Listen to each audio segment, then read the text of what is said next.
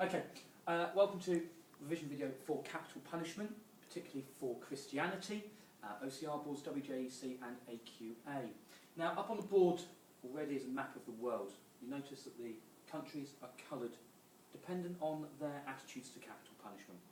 Those countries in blue, for example Canada, we've got Australia down there, most of South Africa, England, Germany, most of the continent of Europe, are those which are abolitionist. In other words, they are countries which have got rid of capital punishment. It's no longer used. Not part of the laws, isn't an option. Those countries which are in a more green colour are those which only use capital punishment in exceptional circumstances. So, for example, in times of war, maybe for espionage, traitors, situations like that. And as a result, they are abolitionist for the majority of laws, however, for certain situations they may have capital punishment. Those countries in orange, we're looking more at the African states, Russia, are abolitionist in practice. In other words, they still have the death penalty, capital punishment as an option, however it's not been used in at least 10 years. So, in practice, you could say that capital punishment no longer exists.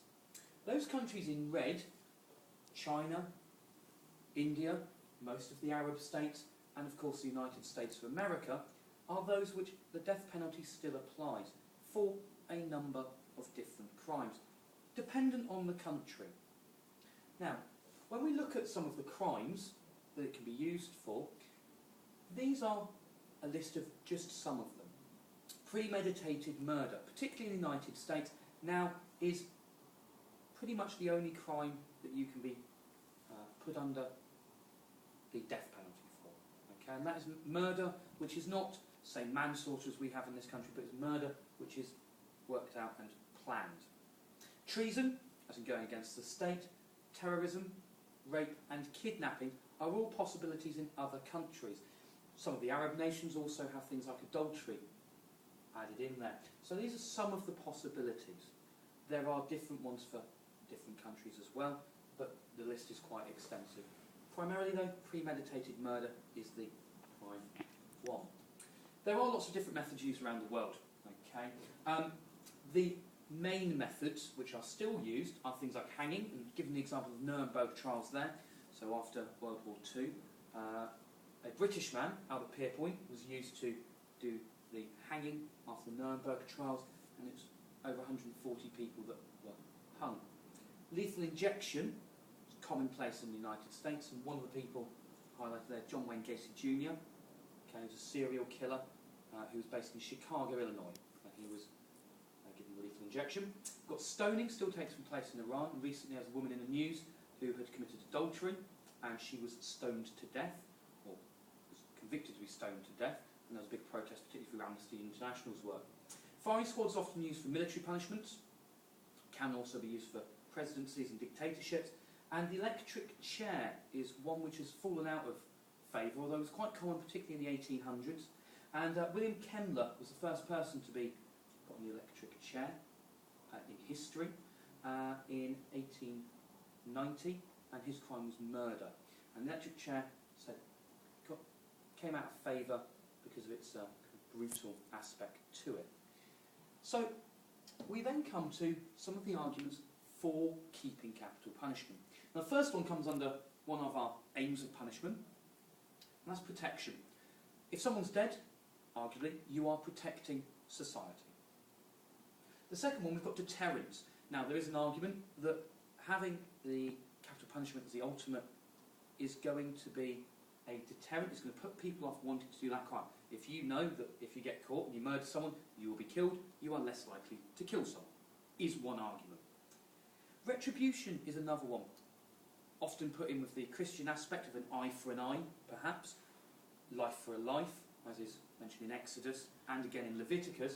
And retribution is about getting revenge, getting your own back, or, in the eyes of the law, getting justice, perhaps.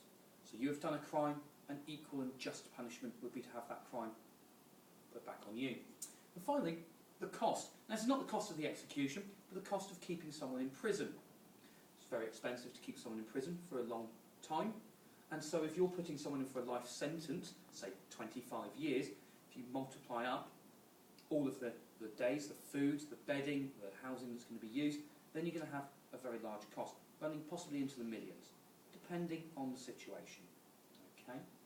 Now, in the Old Testament, there are a lot of crimes which could be put under the death penalty. Leviticus lists a number of crimes, one of which was being a homosexual. And obviously, these celebrities, some you may recognise, some you may not, are people which, according to the Old Testament, would have been killed for their crimes. Another one was bestiality, in other words, having sex with animals, or having sexual exploits with animals. And this was a man called Caligula, and he was a Roman governor, and quite an important person, but his crime was bestiality. We also have fortune tellers and magicians who were put under the laws. Derren Brown, obviously David Blaine, were two people which would perhaps be executed for their practice of witchcraft, as I suppose it could be seen. And finally, quite amazingly, these lovely people could be argued to be, in one case, practicing other religions, as was Madonna, although more to the point, someone like Macaulay Culkin, going against their parents' wishes, so breaking some of the Ten Commandments, could be seen as being a punishment of death.